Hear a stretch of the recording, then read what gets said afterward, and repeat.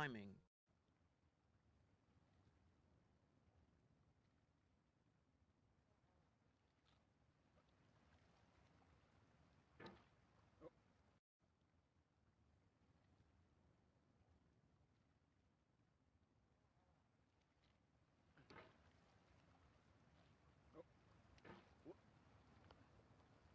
There's no feeling more intense than starting over. If you deleted your homework the day before it was due, as I have, or if you left your wallet at home and you have to go back after spending an hour in the commute.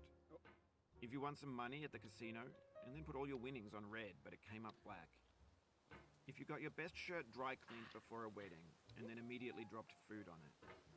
If you won an argument with a friend and then later discovered that they just returned to their original view. Starting over is harder than starting up. If you're not ready for that, like if you've already had a bad day, then what you're about to go through might be too much. Feel free to go away and come back. I'll be here. Alright, thanks for coming with me on this trip. I'll understand if you have to take a break at any point. Just find a safe place to stop and quit the game. And don't worry, I'll save your progress, always, even your mistakes. This game is a homage to a free game that came out in 2002, titled Sexy Hiking. The author of that game was Jazuo, a mysterious Czech designer who was known at the time as the father of B games. And B games are rough assemblages of found objects. Designers slap them together very quickly and freely, and they're often too rough and unfriendly to gain much of a following. They're built more for the joy of building them than as polished products. In a certain way, Sexy Hiking is the perfect embodiment of a B game. It's built almost entirely out of found and recycled parts, and it's one of the most unusual and unfriendly games of its time. In it, your task is simply to drag yourself up a mountain with a hammer. And that act of climbing, in the digital world or in real life, has certain essential properties that give the game its flavor. No amount of forward progress is guaranteed. Some cliffs are too sheer or too slippery. And the player is constantly, unremittingly in danger of falling and losing everything. Anyway, when you start Sexy Hiking, you're standing next to this dead tree that blocks the way to the entire rest of the game. It might take you an hour to get over that tree, and a lot of people never got past it. You prod and you poke at it, exploring the limits of your reach and your strength, trying to find a way up and over. And there's a sense of truth in that lack of compromise. Most obstacles in video game worlds are fake. You can be completely confident in your ability to get through them once you have the correct method or the correct equipment or just by spending enough time. In that sense, every pixelated obstacle in Sexy Hiking is real.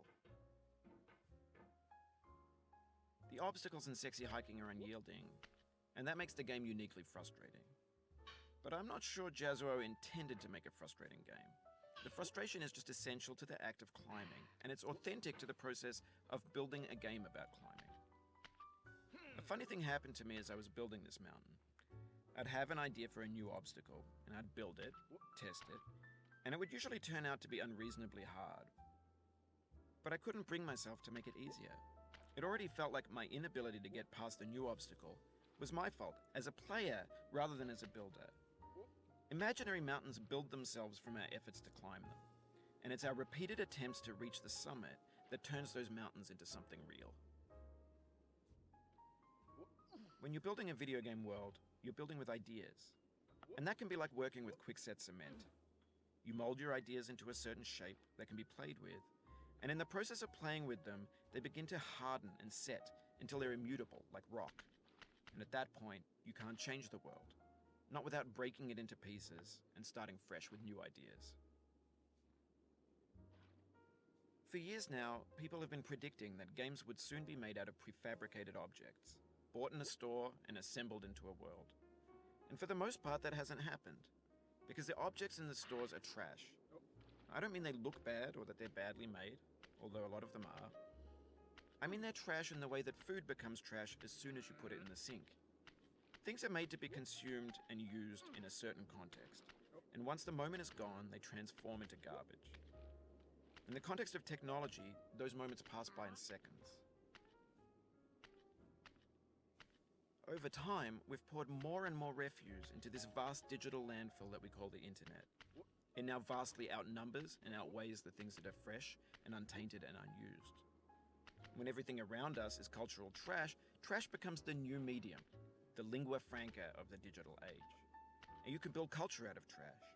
But only trash culture. Be games, be movies, be music, be philosophy.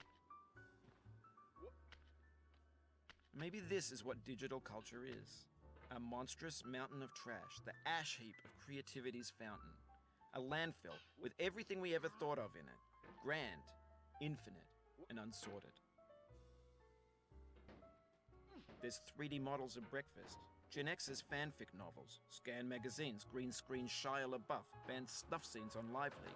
Facebook's got lifelike bots with unbranded adverts and candid shots of Kanye and Taylor Swift mashups, car crash epic failed GIFs, Russian dashcam vids, discussions of McRibs, discarded, forgotten, unrecycled, muddled, rotten, untitled. Everything's fresh for about 6 seconds, until